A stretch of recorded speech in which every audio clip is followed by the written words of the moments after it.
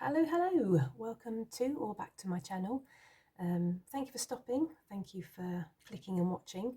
My name is Angel and I'm going to be doing the hashtag All About Tarot 2022, which is a VR response to the Hermit's Cave. So let's dive straight in. The first prompt is your first deck and how you encountered it. And my first deck was actually the Ethereal Visions Tarot, which I don't actually have anymore. I rehomed that because unfortunately it didn't gel or vibe with me. But the next deck I got was obviously, I don't know if it's obvious, but it was the Waite Smith tarot deck. Unfortunately, I didn't particularly gel with this one either. I found the images, dare I say, garish. The colours quite garish, and I felt quite intimidated by it actually. Initially, when I first looked through the deck, I was thinking, "Oh my lord, lordy lord, how am I going to ever learn these cards?" And so I actually quickly went and bought the Lightseers Tarot, which I actually learned on. So possibly maybe that would technically be my first deck. Obviously, I really enjoy the Waite Smith tarot deck now. This actual deck is used for study purposes, which is why it's in order. So yeah, that was one of my first decks in any case. Okay, the next prompt is your most recent deck and how your tastes have changed. And my most recent deck was a Kickstarter that I backed, and I received this earlier on in the week. This is the Out of Hand Tarot. This is gilded in like a what's the word? Mustard yellow colour, and it's a little bit, I would say it's a little bit sparkly, but it might just be my eyes. Beautiful images. Really enjoy the images.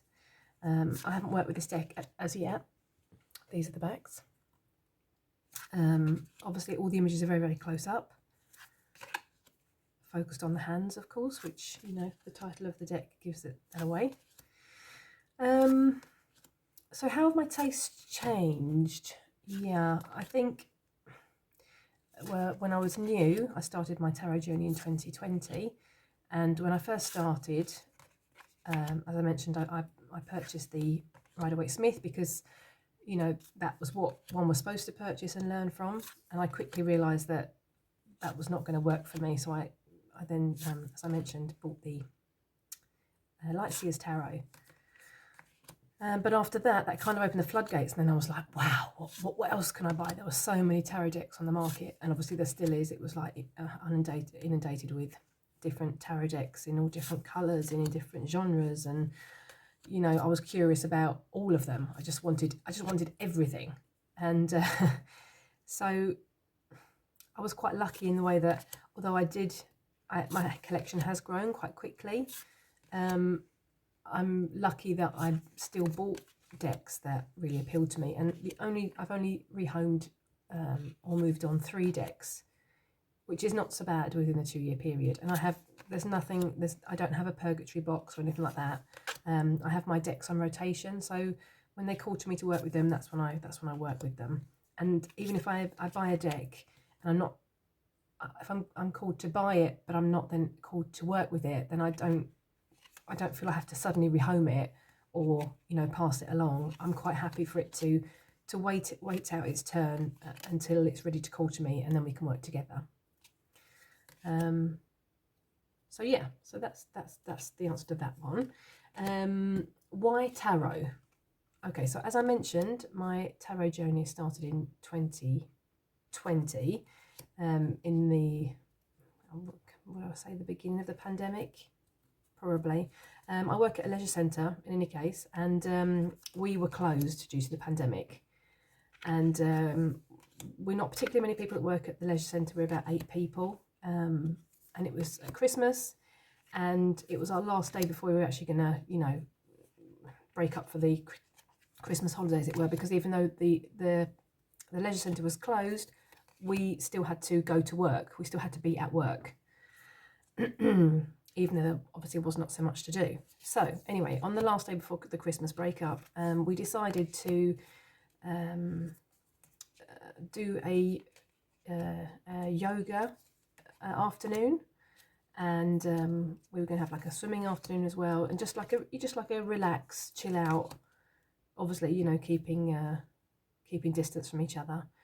And so one of the ladies that works at the leisure centre, she is a yoga instructor, and at the beginning of the yoga class or session that she was going to do, we were all sitting on our mats, and she had brought with her an oracle deck, and I can't remember what the oracle deck was, but she spread out all the cards on her mat, and we had to go forward and she spread them out with the backs towards us, and we had to go to the mat and choose a card that spoke to us. And then we obviously went back to our mats, and we did this obviously one-on-one, so we weren't, you know, in closeness to each other due to the pandemic and the restrictions. So we did that, and we all went back to our mats with our card, and we sat down, and I don't live in the UK. I live in a country that is not an English-speaking country, but the oracle deck that she had bought was in English, so I had to translate the cards from English to the other language that the language we speak here, and all it was so difficult, and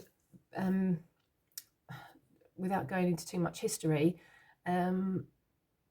something happened to me back in 2016, and that happened in 2016 completely shut me down emotionally, which I didn't realize to what extent that had happened until this moment with the oracle cards and translating the meanings and reading out the messages for each other, and reading out the messages, and especially my message and somebody else's message, and to them, completely opened those floodgates of those emotions that I'd been holding back for so long.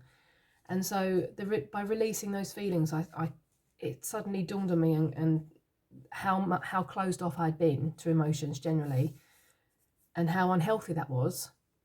And also it helped me realize or recognize the possibility of oracle and tarot as a tool for release work, for trauma work, and as a tool for therapy, I felt. And that's how my journey started with tarot. I decided to look into the tarot, look into the Rider-Waite system, buy my first deck, and yeah, the rest is pretty much history. So that was a long answer, but that's how it started in any case. Just to go back to that day with the oracle deck, and all of us on our yoga mat, there was a lot of tears shed that day for everybody, and those messages that we received were really on point. So that just proved the power of the oracle cards and the tarot cards to me, and that was all the proof I needed. I didn't need any other nudge to test out this tool. I just bought it, and I did it, and I dived in, and it was the best thing I think I've done, actually, to be quite honest. I wouldn't be without tarot now, I've got to say.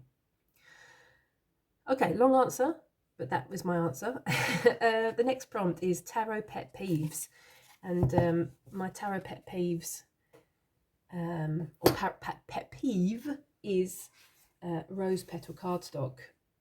I think it's rose petal cardstock. I'm going to show you this deck. This is the kind of cardstock I'm talking about. This is the Starchild Tarot. A very beautiful deck. These are the backs of the cards. These are beautifully gilded in like a gold colour. And these are the images. As I said, they're very beautiful cards, but they're so sticky. They just like clump together. They make me crazy. And I mean, it's very beautiful. It's very lovely to touch. I'm not against that, but to shuffle it overhand or riffle shuffling, I find they just really clump together. They really stick together. So unfortunately, I don't use this this deck very often, and I find the Moonchild. I also have the Moonchild Tarot. Moonchild Tarot, that's what it's called, yeah. And I find that's also quite sticky cardstock. So I'm not an expert on cardstock, but I think this is Rose Petal. I think. So yeah, that was that prompt. I don't think I have any other pet peeves. Let me have a quick think. Not that I can think or come upon at this moment in time. I think I'm pretty laid back where it concerns tarot. Yeah, next prompt is favourite tarot spreads. That's an interesting question as well. I really like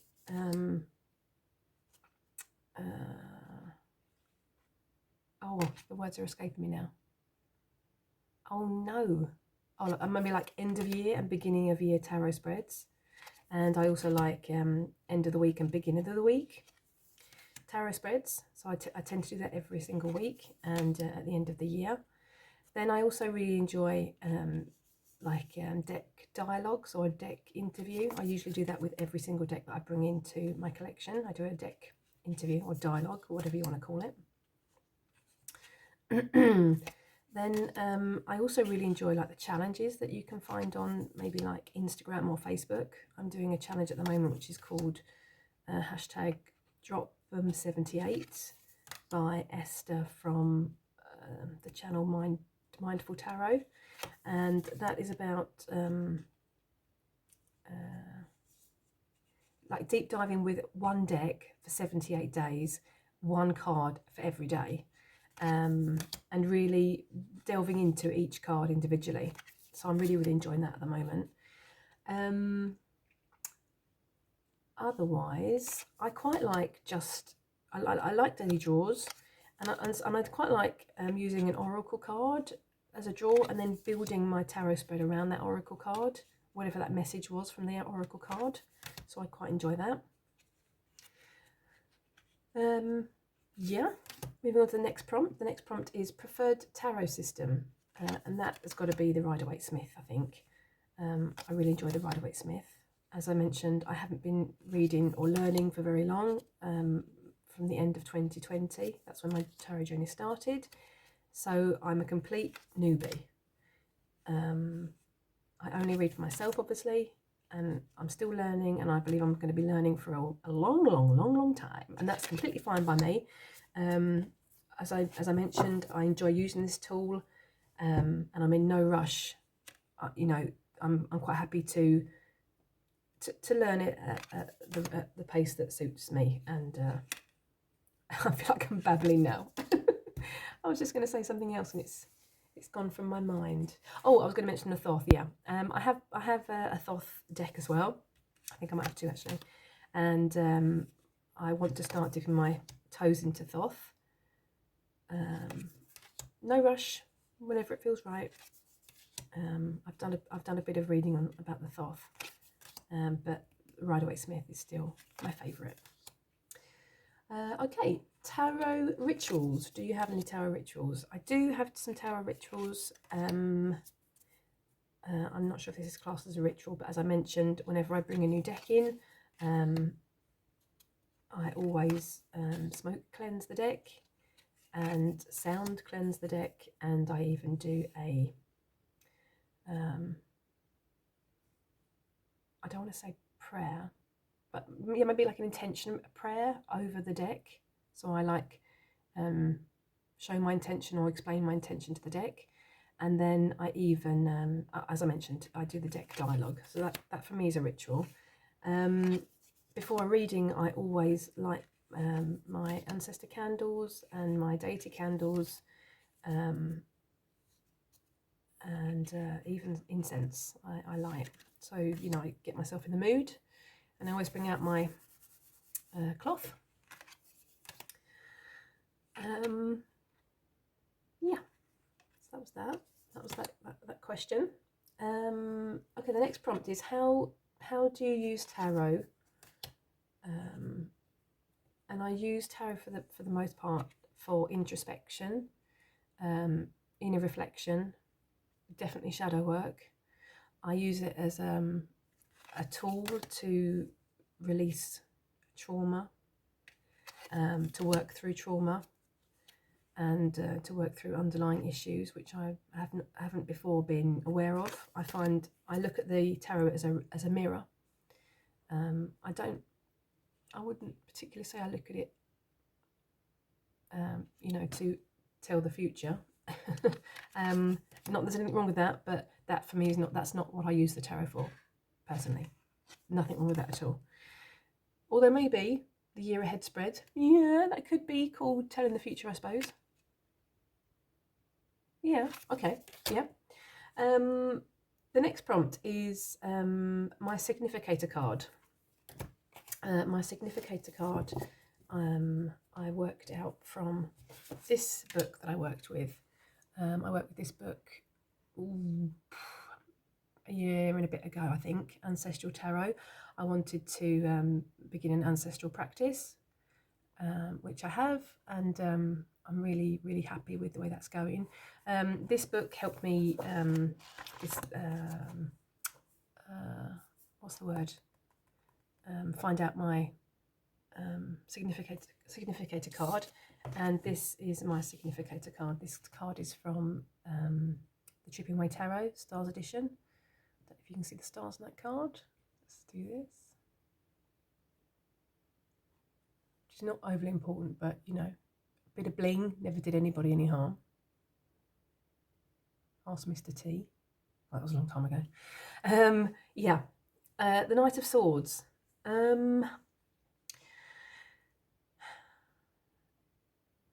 I look at this card, I think of Fools Rush In, you know, and in my younger days and before 2016 that I mentioned previously, I can definitely see myself in this card.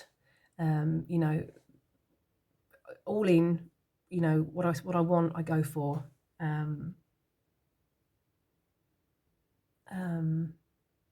You know, action.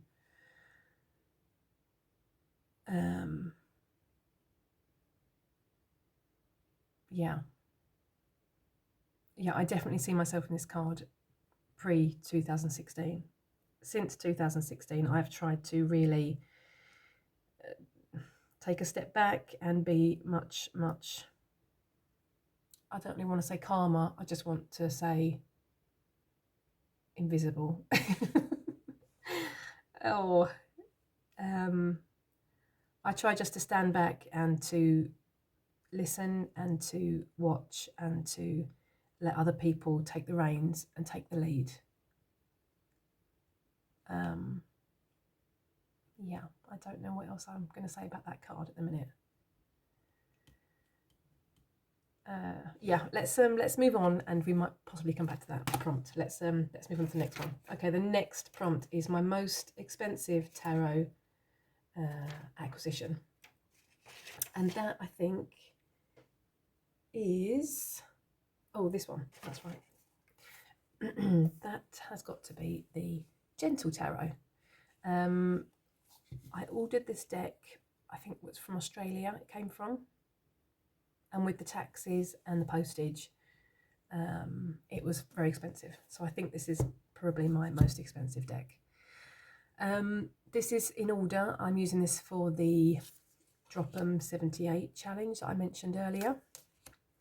I love the Nine of Stones or the Nine of Pentacles. This is a card that I look for when I am going to purchase a new deck, or when I have purchased a new deck.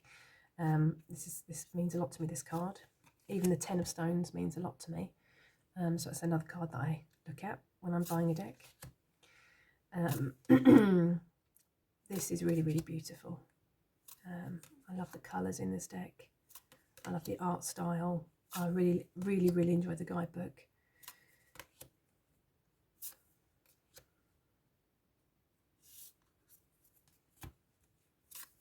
These are the backs. Beautiful. They've obviously been renamed. This is the obviously the Knight, the Queen, and the King. I just think they're so amazing, these images. So yeah, that's my most expensive deck. What's the next prompt? The next prompt, or the last prompt actually, is the Unicorn deck, a deck that's hard to find. Oh, I wonder.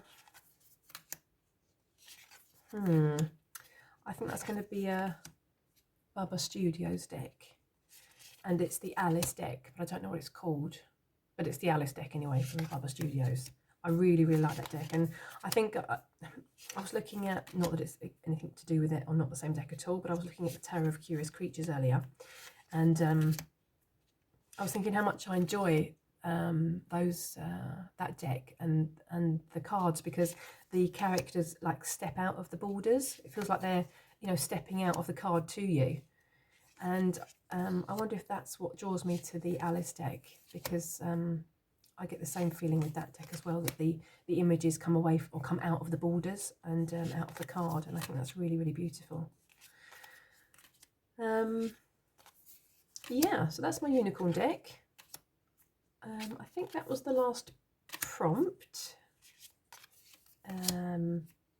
Yeah, I don't think I'm going to add any more to my Knight of Swords being the Significator card. So we'll see how much more I speak about that in another video possibly. Yes, thank you very much for watching.